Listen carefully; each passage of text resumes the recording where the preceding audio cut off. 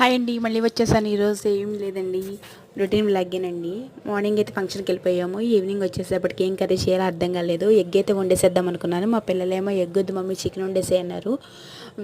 Week మొత్తంలో ఒక్కసారిగా mummy chicken వండేదన్నారు. సరేలే అని చికెన్ అయితే వండేసానండి. సండే మాత్రం చికెన్ వండకపోతే మాత్రం ఇంట్లో మాత్రం పిల్లలైతే అస్సలు ఊరుకోరండి. మనకు కూడా అంతే కదండి, సండే చికెన్ తినకపోతే అసలు ఆ భోజనం చేసినట్టే ఉండదు నాకు కూడా. అందుకని చికెన్ అయితే ప్రిపేర్ చేశాను. ఫ్రై అయితే చేస్తానండి. ఆ ఫ్రై ముక్క నోట్లో పెట్టుకొని తింటుంటే అసలు నా నోట్లో నీరు ఊరిపోతుందండి. చికెన్ ఏంటో మరి, ఎన్ని కూరగాయలు తిన్నా తినకపోయినా చికెన్ అనేప్పటికీ మనకి అసలు కడుపు నిండా అన్నం తినేస్తామండి. పిల్లలు కూడా కడుపు నిండా అన్నం తినేస్తారు. నేను కూడా పెట్టేసుకొని తినేయడం అయితే జరుగుతుంది. నాకైతే చాలా అంటే చాలా బాగా నచ్చిందండి కర్రీ. ఈరోజు బాగా కుదిరింది ఫ్రై కూడా.